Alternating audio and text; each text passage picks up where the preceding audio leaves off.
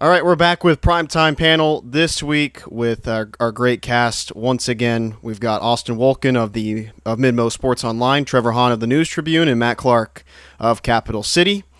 Fresh off of a soccer broadcast tonight. Looked like that went well for the Cavs. Two goals on the day against Marshall, but we're talking about and what is, in my opinion, the better football game.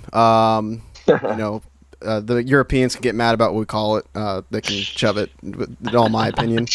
But anyway, getting to this past week, all the favorites you might say got the job done, and that includes Helias at the top in the victory over Rockbridge, 16-6. Ugly, gritty game. I've never seen Helias have so many penalties in a single game in my entire life. That certainly extended the game. Lots of field goals. So I'll just go to you here, Austin. Just your thoughts on how Helias grinded out that game and the way that Austin Weaver, proved exactly what we thought coming into the year, that he was probably the best quarterback in the conference, and he definitely looked the part. Yeah, the penalties were absurd. I was telling Brad on the broadcast, that was so uncharacteristic of Helias, not only the amount, but also the types of penalties, like the unnecessary roughness. That's just something that Coach Inches builds into his program. But I think it also just shows the rivalry between Helias and Rockbridge and how deep, I don't think, I would say hatred, but I think dislike is a better word for it. Overall, my thoughts to the game, it was so nice to be treated to a close football game. It'd been like 3 weeks. So that was nice. It brought an entertaining factor to it. And I was just so surprised, number one, by Austin Weaver coming into a hostile environment with a band that was behind, I guess, the right end zone. I mean, they were blaring music the whole entire night. And I don't know if that had any contributions to Weaver and if it made him play better. But you don't really see that a lot. And also, Austin Weaver now 2-0 at Rockbridge High School. So he gets the final win possibly there. I know they're district opponents.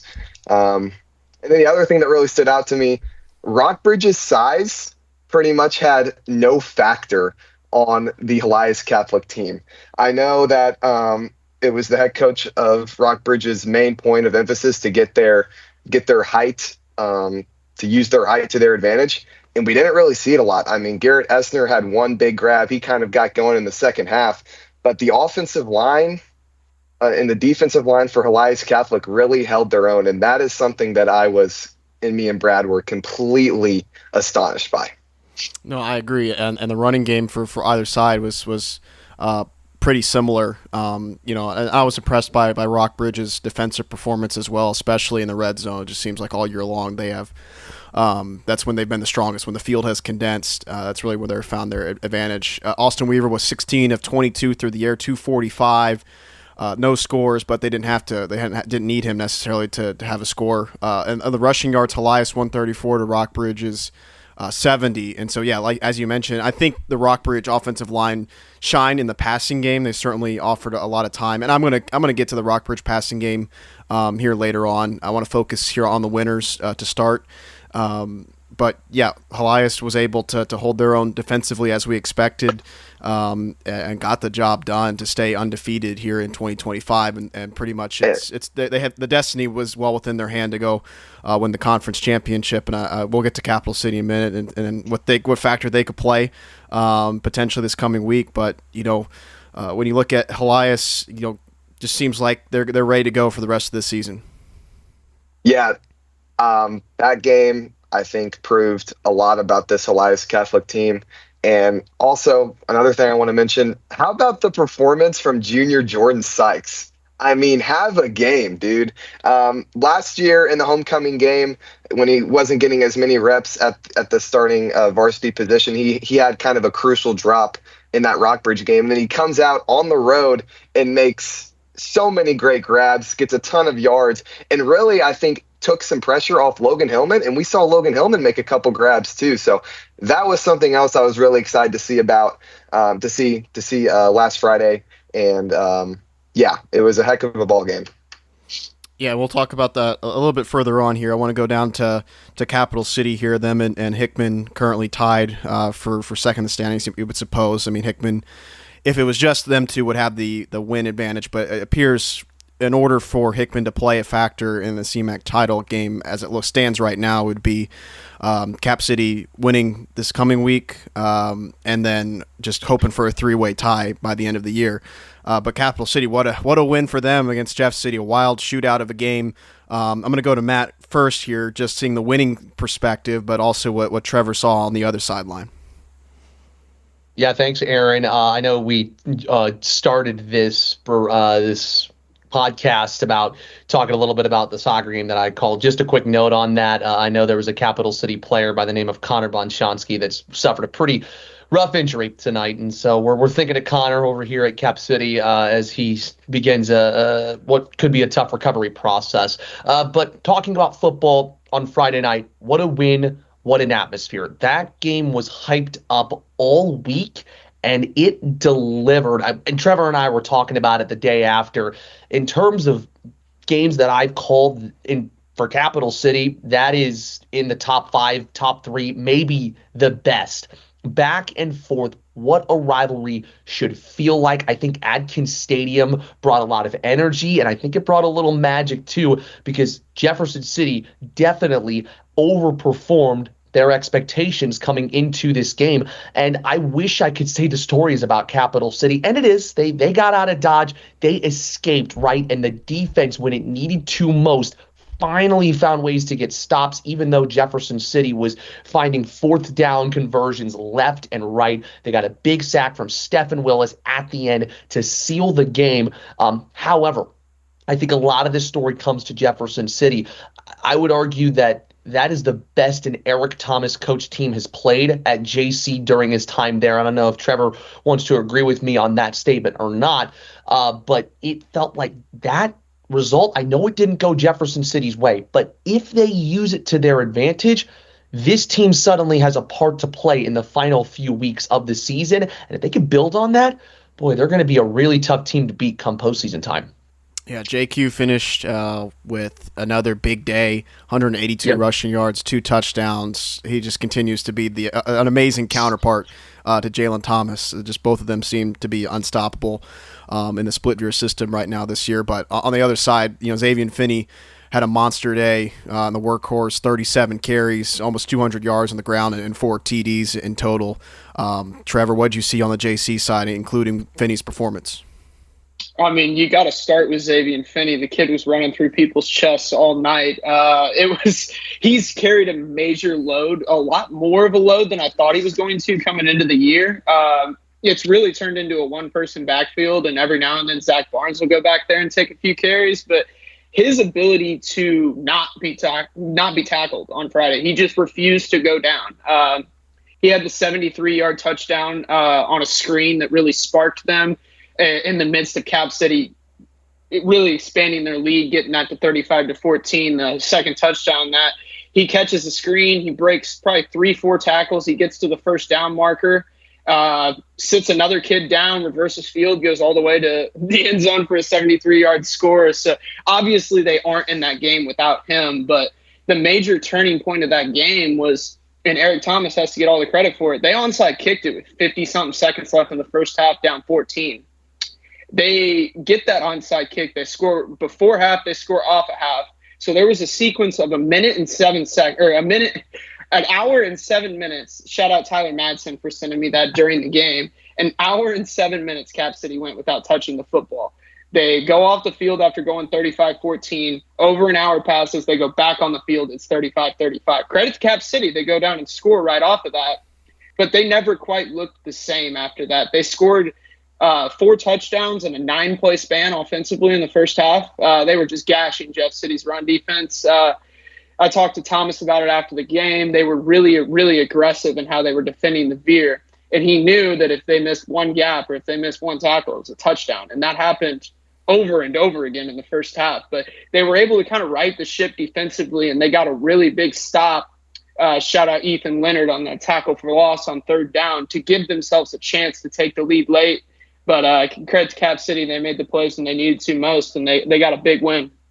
And I know too that I went back and looked at the pass interference call when Capital City was backed up 3rd and 24. 24.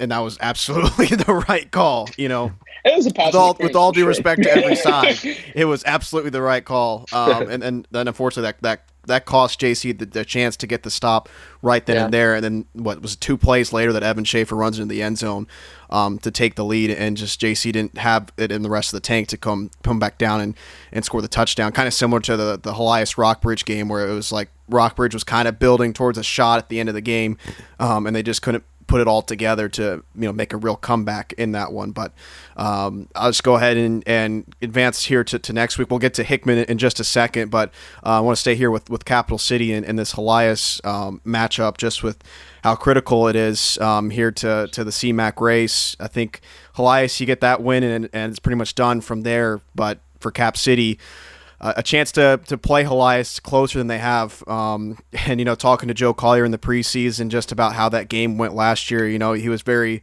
very honest that he felt like the team was kind of came in and played just kind of scared, honestly, of the opponent. And Helias took that from the jump. Just Helias, that's the way they play. They don't really care who they're playing. They're gonna do their thing. I'll start with you, Austin, just kind of where Helias feels like they can, do kind of the same thing. It seems like they've had the game plan in the run game against Capital City the last few years, really have taken that away, and it's led to Capital City having to rely on things in the pass game. Yeah, I think it all comes down to, I'm going to go back to the 3 linebackers and Eli Homan, Ben Lanigan, and Brady Fan. Their ability to just patrol the middle of the field is like none other in the state. And we saw it last week against Rockbridge. They just always find ways to make tackles when they need to, and they like to wrap up and just keep the ball in front of them. So I think that's why they're going to continue to hold ball carriers for the rest of this year, and especially against Capital City, who majorly runs the football. It's going to be fun to watch. I mentioned it last week that Capital City's in the split veer. Helias has already seen that 2 times this year in Hannibal and Battle. But I'm very interested and I'm very excited to watch Jalen Thomas and JQ. Those are 2 elite running backs. And I'm excited to see if they can get past these linebackers in these secondary positions that the Crusaders have and burst into the open field, kind of like what they did against Rockbridge in that upset win. Yeah. Matt, what are your thoughts on one that the needed improvement on offense for Capital City against this Helias defense, but also, there certainly could be some concern on how you defend Austin Weaver and this attack that, while they weren't able to punch into the end zone against Rockbridge, they did enough to do enough damage to get over the top. Yeah, it's no surprise that when you look at the outlook of this game, the odds are not in Capital City's favor. But we have seen in the CMAC this year so many unexpected things week on week on week. And and honestly, Capital City's season is also a reflection of that. I don't think I would have guessed that Capital City would have won the games they've won and lost the games they've lost coming into this stretch. What I do know is that there were some games here. I mean, that Rockbridge game, I think, showed Capital City can win against a big opponent. And then that game against Jefferson City showed that Capital City can go into a hostile environment and win. Yes, it's about execution, right? But Capital City has got to play on the emotion that helped them against Rockbridge and then translate that in front of a packed house at homecoming. At Helias, they have got to find a way to take that crowd out of the game. I would guess that Joe Collier has looked at the film and is probably drawing some new things up. He did it against Rockbridge with the single back formation, kind of changed how they were defending it and found a hole. As for the defensive side for Capital City, it's a young defense, and they're going to have to find a way to keep Austin Weaver in front of them. Braxton Kieran has already been so good this year, but Capital City needs Kenai Johnson to play his best game of the season on Friday night. In terms of all of that, all Capital City needs is a couple plays. They got a couple of those plays in week 4 against Rockbridge. The breakaway touchdowns for JQ ended up being the difference maker that got them over the line. So all you need is one good block, one good read, one big hole, and everything can change. And I think if they get a little bit of that at Helias, then the belief will grow. And there's a chance Capital City could steer that to something really special, something that I don't think this conference has seen since its inception, at least on the football field. Right. I mean, Rockbridge is really the only team that can legitimately say that they've challenged Helias every year. And we've just been waiting to see who else could step up and really provide a test for the Crusaders in this conference. I was going to make a point of Obama Naberi. He's got to have a big game in the middle to stop this rushing attack for Helias. I think Austin briefly mentioned the size advantage that Rockbridge had, and I do think that played an impact in their ability to limit the run game below 150 yards when coming in. Helias was averaging 200 rush yards a game against their last three opponents, and Rockbridge certainly had their ability to run the ball against Capital City. And so that opens up the rest of the pass game for Helias. So I think Obama Naberi is going to be another X factor on defense. He's going to have to play tough in the middle to stop the initial rushing attack with Brady Fan and what he can do. I'm going to go ahead and go to Hickman here, coming off of the win 33-14 over Smith Cotton. Took the lead early and just ran away with it. Kason Conyers, big breakout game for him. 3 touchdowns on the ground, new kind of usage for him, and a 68-yard receiving score. We know what he can do in the tight end position, and now getting to run the ball a little bit with Rajon Rayner being out and Prince Collins having to take on that number one role. Trevor, what do you expect to see from this Hickman team and how Jeff City might approach this game? I haven't done too much of my prep yet for this game, but I mean, a guy like Kason Conyers is somebody you have to watch in this game because size is what has given Jeff City's defense the biggest bugaboo so far this year. You look at Rockbridge game and they got overwhelmed from not start to finish, but from really the first half. From the second play on, they started just abusing the size difference because Jeff City is rather small in size in the secondary. You have guys like Hunter Veith that have a lot of heart and can make a lot of big plays, and he's shown that, but he's a lot like me size-wise. I don't do too well when I'm matched up against Kason Conyers or matched up against Garrett Essner. It's when you're given a foot away in coverage, it's a very difficult thing to overcome. And his usage now, and you kind of alluded to it, is very intriguing in the fact they're going to get him the ball in any way possible. And he showed the ability in that long touchdown last week.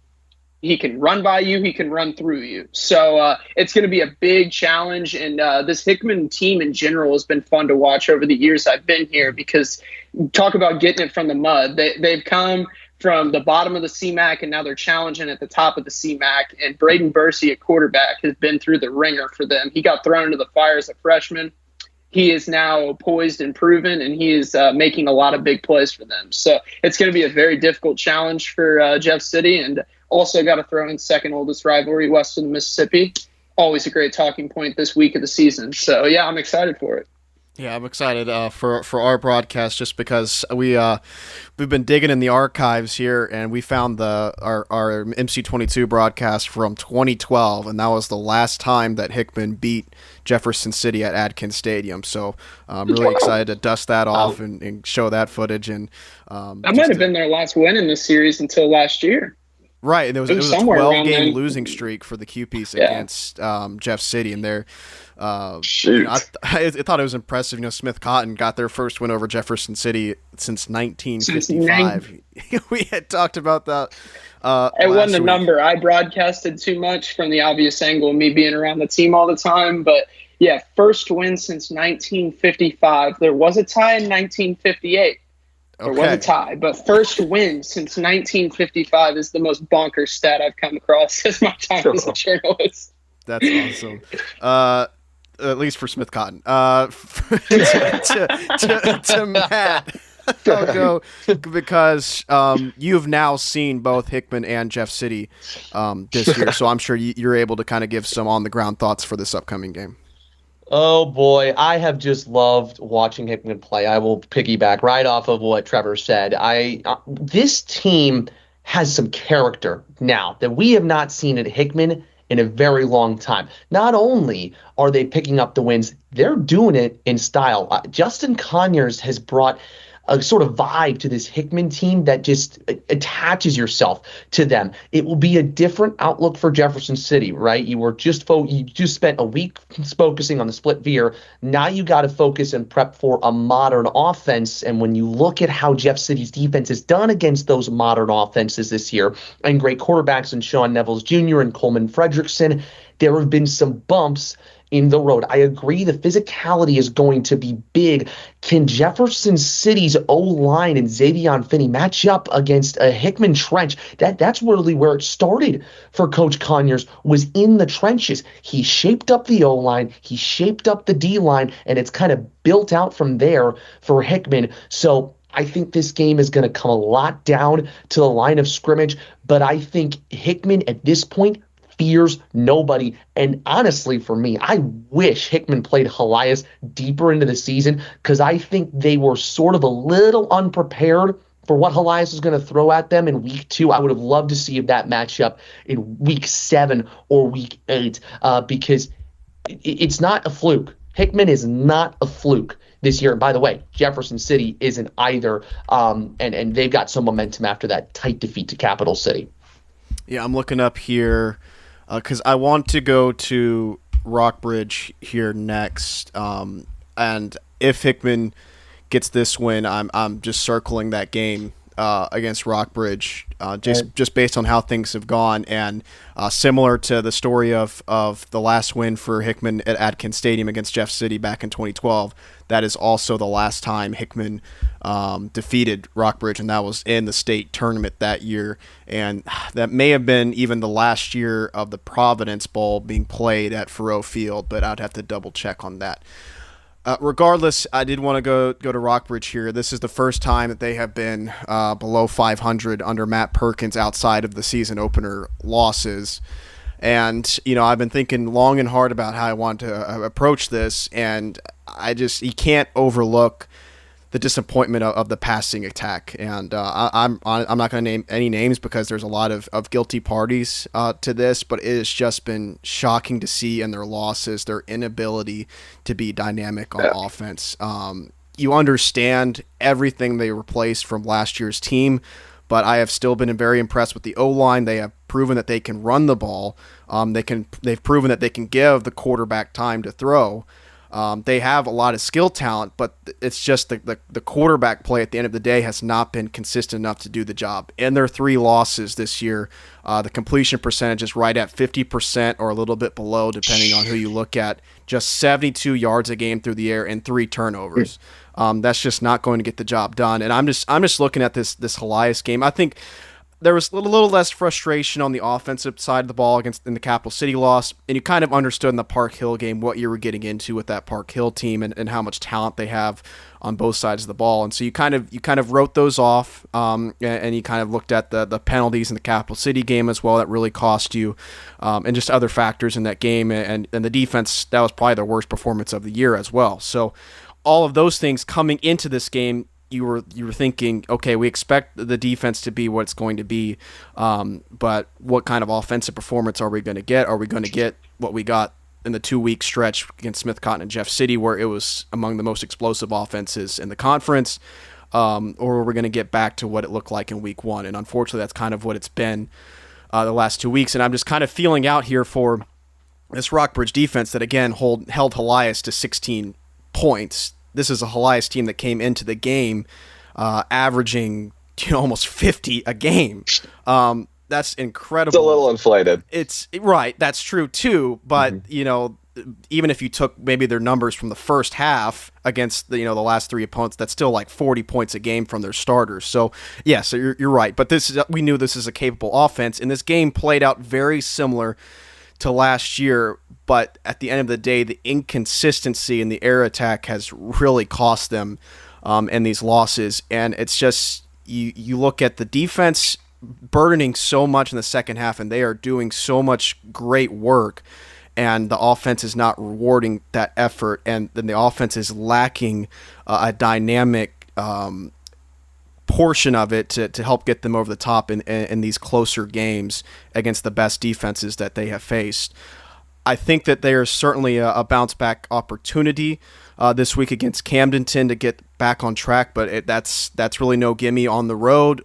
Michael Machino, the performance he just put together against Battle is emblematic of what this team can do when they allow him to go to work. And even on the defensive side of the ball, he can be a playmaker. So Austin, this is a team that has to right the ship before the Hickman game, or else they are going to get punched in the mouth. They have to be ready for that game, and so I think this is a real opportunity for the passing attack to get back on track. Yeah, this is a great game to get reps in the like you said, the passing attack. Going back to the Helias game, I mean, Sean Neville's Jr., he had open receivers way downfield. Like, he had some deep balls open, and he just missed the throws. And I was kind of shocked by it, because that was really the turning point in the game. If Rockbridge gets a couple of those to fall into their hands, it's a different looking score, I think. And you mentioned it, Rockbridge has to be able to pass the football. We know the defense is going to be there. I mean, they really kept Helias under wraps. And if they can just get a little bit of a passing attack going, it doesn't have to be long balls.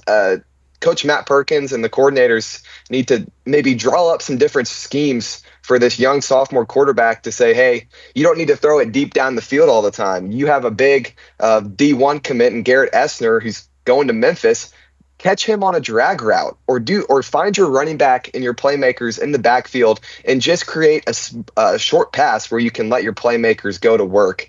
And I think if Rockbridge can really focus on that and get Neville's a little bit more confident going into the Hickman game, because as you said, if Rockbridge does not figure that out on the offensive side of the ball, they're going to get punched right in the mouth. And by the way, there's a lot of face mask penalties in that Rockbridge game, so they might be used to it.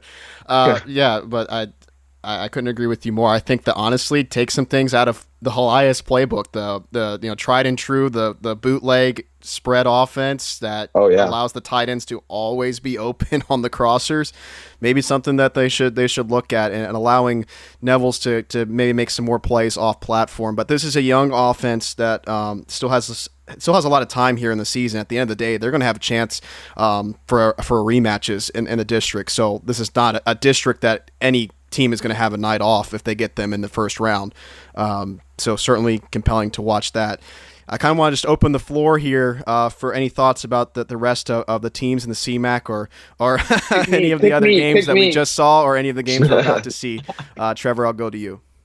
I want to pose a hypothetical for that Rockbridge Camdenton game. With the stylistic changes that we have seen from those two teams this year compared to last year, can we get a Rockbridge Camdenton matchup with 85+ rush attempts?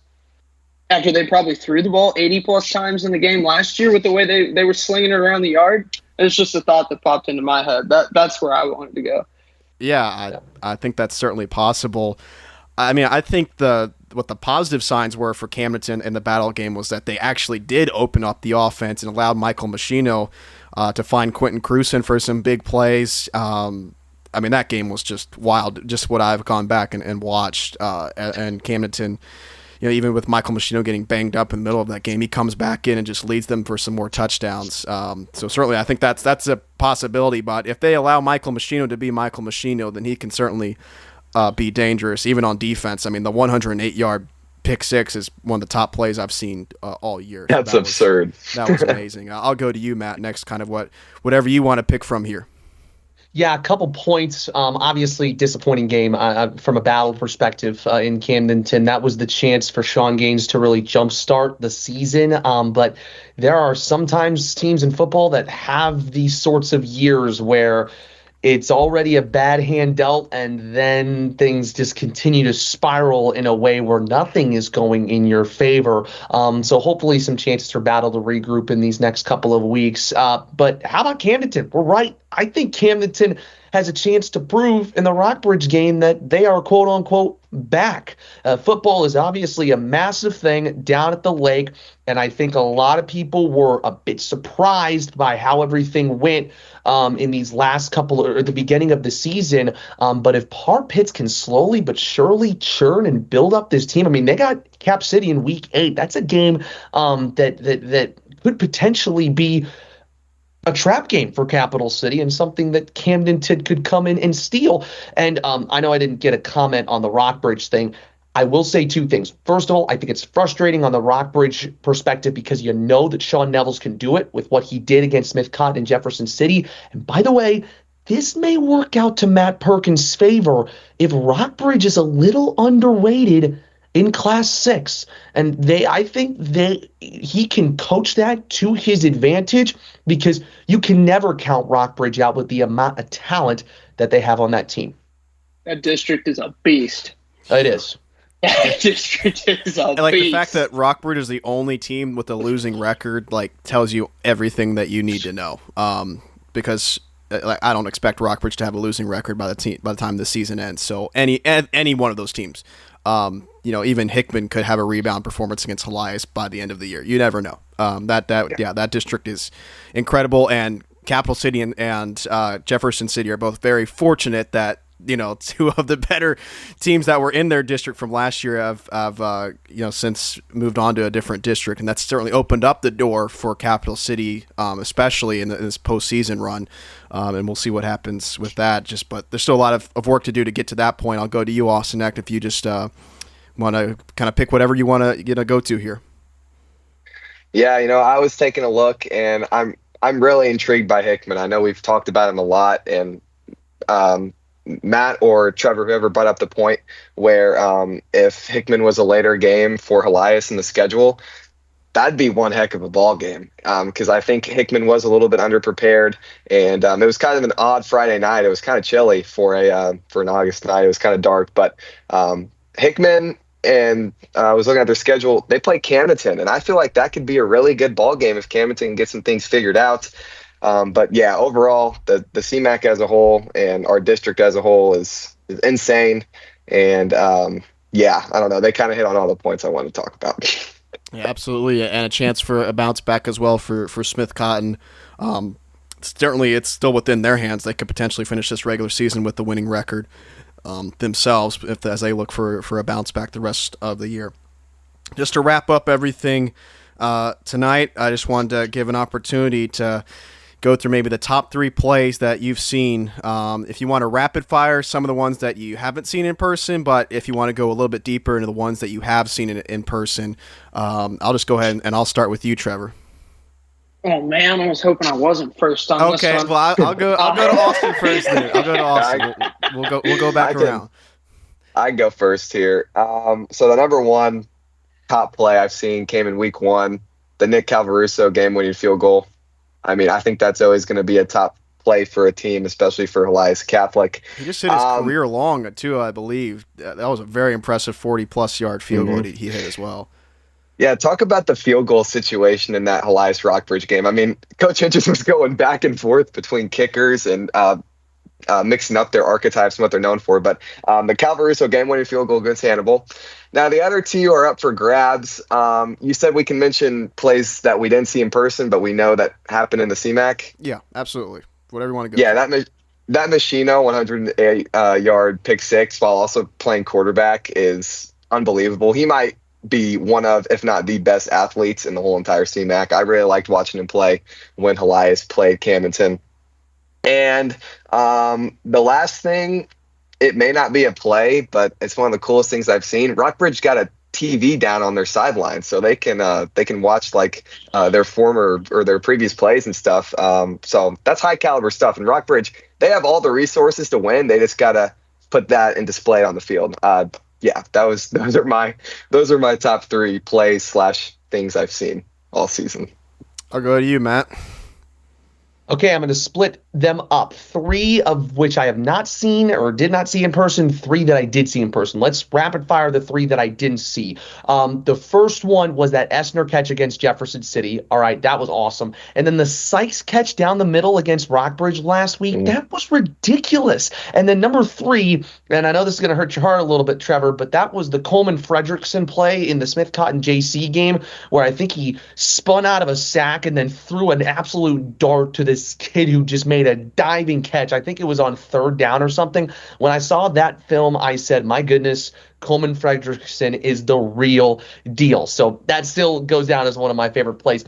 In terms of the plays that I've seen in person this year, at number 3, I've got that Xavier Finney screen pass for a touchdown.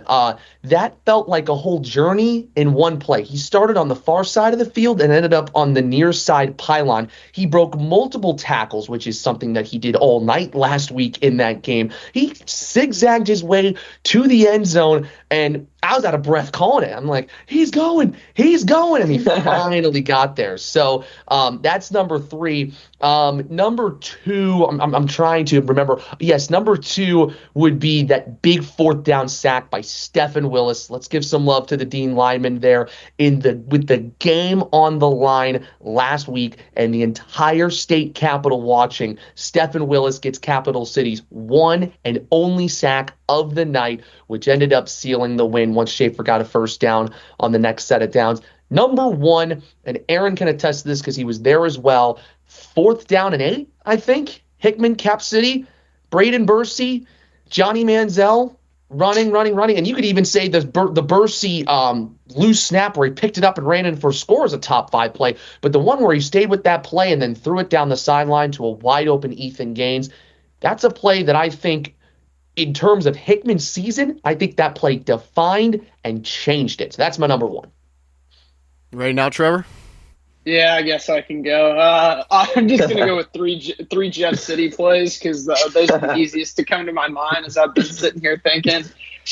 3, I want to go with a fun one. Tanner Wingrath had a screen play at Sullivan where he caught the ball. He went down to a knee to catch the ball. The kicker was whether that knee came up or not before he caught it. He didn't think so because he stood up, kind of slammed the ball a little bit, looked around, realized there was no whistle, and then he just took off down the sideline and touched for a 58-yard touchdown. One of the funniest plays I've ever seen. Number 2, because I kind of picked on him earlier, I'm going to go with Hunter Veith's pick down at Smithcott. And wasn't meaning to pick on him. He's a good player. Just wanted to point out that I don't make your prototypical cornerback, and he kind of looks like me. I mentioned he can make plays, and in that, Coleman Frederickson was doing something that Matt was talking about. He's extending the play outside the pocket. He tried to do the old throwback over the middle across your body.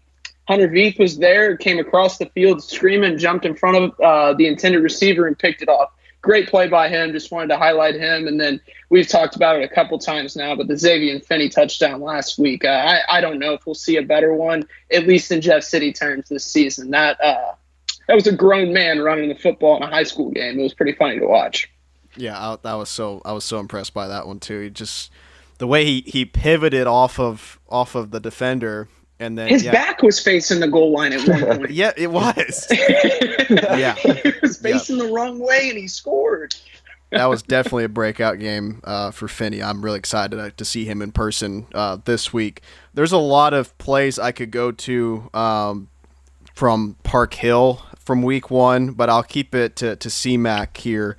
And at number 3, I've got the Rocco DePrima 50-yard field goal. Not often you see in the high school game kickers being able to knock him down from 50 yards, and that's his second in his career that he's knocked down from 50 plus. And it just had enough distance, but the fact that he was able to drill that was very impressive, and just kind of leaves your head scratching. He misses one, I believe if that was earlier or later in the game from a shorter distance, but sometimes it just you don't have anything to lose. You're knocking him down from 50 yards. Number 2, I've got Braden Bursey off the deflection to Ethan Gaines. Matt, I think you had the other, big play to Gaines in that game, but off of Padberg, and then Gaines is just kind of like Johnny on the spot in the back of the end zone and hauls it in. That was early in the game, and I was just like, I can't believe that they just scored on that. And then number 1, we've been kind of ragging on the Rockbridge passing attack, but what Sean Nevels did for a 67-yard touchdown run, the opening possession, I thought that game was going to be more back and forth than it was just because of that. Park Hill scores on the second play from scrimmage, and then Rockbridge goes for it on 4th and 1 in their own territory on the first drive of their season with the sophomore quarterback. And after they convert that, he runs it from 67 yards into the end zone. So his big play ability is always there at any time, and you have to be ready for it. Well, guys, thank you again for another night together. Looking forward to this Capital City Helias game for certain. A whole new dimension to this game. Jeff City Hickman feels like this rivalry could be gaining its steam once again. after second oldest west of the Mississippi, dude. It's had its steam.